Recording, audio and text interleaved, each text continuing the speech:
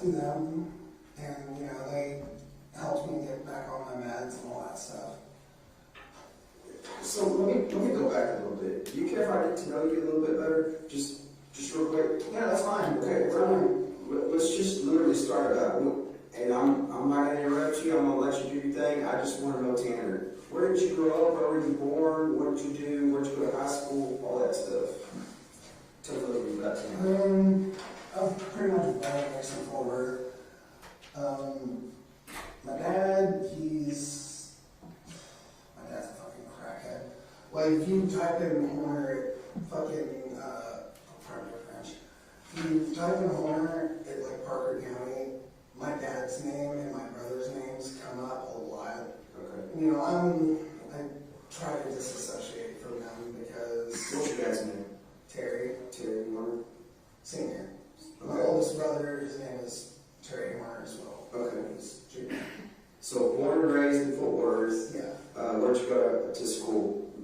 Multiple places. Okay. Multiple places for elementary. What elementary? Around Fort Worth or around Parker County? Yeah, like Fort Worth. Okay. So multiple places in Fort Worth. You don't really remember the names. Where's the last elementary you landed at? Last elementary was Eagle Heights. Okay. In Fort Worth. No, that's technically, I think, Eagle School District. That's a school district. Okay. Yeah. And then where'd you go to high school? High school, that was Hazel. The years before that, I was just kind of moving around a lot. You know what I mean? Because my mom is a heroin addict, so most of my life I was actually raised by my grandparents. Well, my grandmother and my step-grandfather, which I consider him more my grandfather than anybody, because he's the man who raised me. Okay, what's his name? Bill Harbison. Harbison? Yes, sir. Where does he live? Veterans Memorial Cemetery. Okay, so he's since passed on, sorry. He passed a few years ago. Okay. So he pretty much raised you. What was your childhood like? Was it good? Was it bad? Was it rocky? Like, I didn't realize how bad it was when I was younger. okay. Because, you know, like, I didn't realize, hey, why is my mom always gone? You know what I mean? Why is my dad never around? Like, for a big portion of my childhood, my dad was in prison. And my mom in and out of jail constantly. Like, when my mom and my grandmother sued me, I actually worked on this clever line. As soon as I answered that phone, and my mom's on, just be like, oh, how the tables have turned. Mm-hmm. You know, a little nod to seeing her in jail most of my life. Yeah. So my grandparents raised me, and you know, I'm glad they did, because I wouldn't be the kind of person that literally buys fucking homeless people food. You know what I mean? Like, there's been several points. They taught you right from wrong. They make you the person you were growing up. Probably instilled some work ethic. The work ethic, that came later. Okay. Yeah, the work ethic I didn't really get until I was a father. Mm-hmm. Like, because I was always in and out of jobs when I was younger. You know what I mean? Like, my 20s were interesting. And I got to live my 20s to the fullest. Yeah. Tell me about that. What do you mean by that? Bands. Play show after show after show. It was great. Yeah. Good times. Yeah. Like, especially Sacred Sound, the Christian punk band I was in. It was that time when I met this girl, Nicole. Oh my God. Bunch of crazy. Yeah. Bunch of crazy. That woman stressed me out so bad. What's your girl's last name? Baka. Baka? Baka. Which, Means cow? no. Baka? Funny story. So I ended up watching anime, right? You know, like One Piece, Dragon Ball Z, Naruto, all that bullshit. And, you know, sometimes if I caught up with the English dub, I'll watch the subs, right? And that's when I learned that baka in Japanese means stupid. So, okay. I know. So, I definitely never told her that, but, you know, I thought it was funny because she's dumb as a brick. You know, she actually, with Sacred Sound, they pretty much gave me a choice, like, hey, it's her, the band, right? Mm-hmm. And I chose her like an idiot. She ended up, how do you say swear to God, she did end up cheating on me with 2 different black guys. So, which eventually ended up telling me later on what was really going on. And actually, y'all can send this in a forward. So she, one of the guys that she cheated on me with, right? She put rape charges against him, right? I ended up meeting up with the guy while doing Uber one time.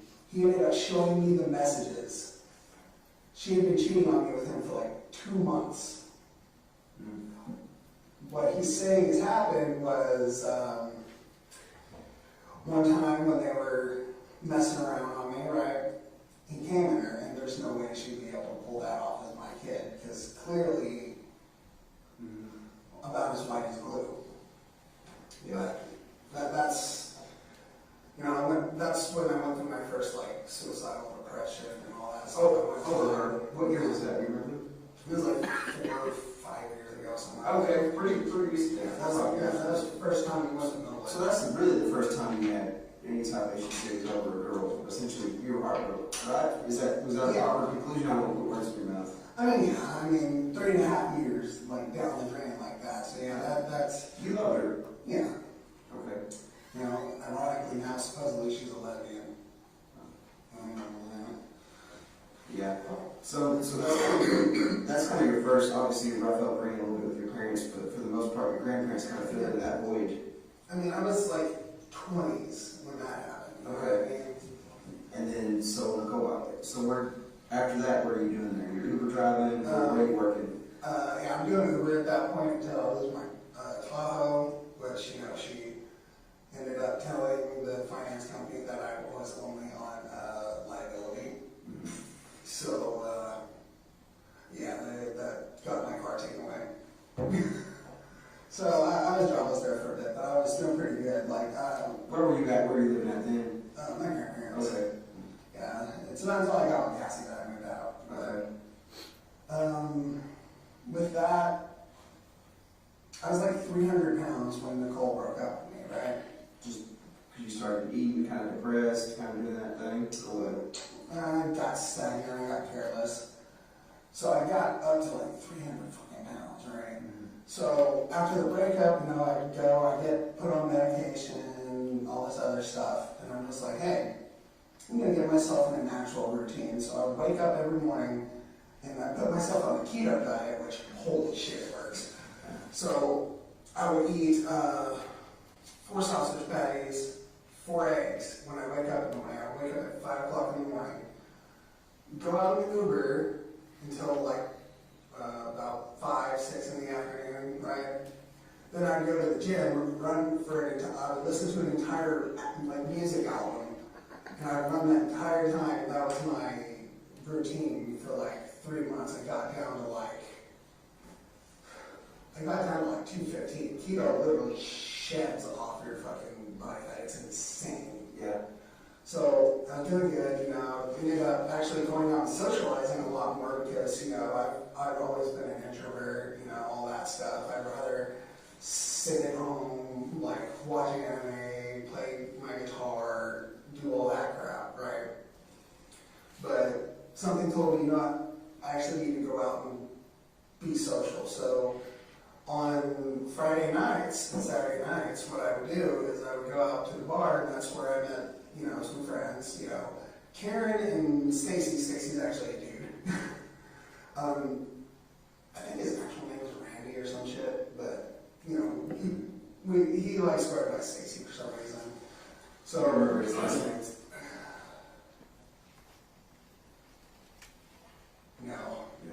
Funny thing is, he's like one of my best friends. Yeah, like, the last name things never come up because it's like, it's Stacy. So you met him at where? Electric Cowboy, which is sadly shut down now. Shut down. I remember Electric Cowboy over here. Yeah, it was a fun place, you know. And So you met them all there. Is that kind of like a routine? You don't have a routine? yeah, we had a routine.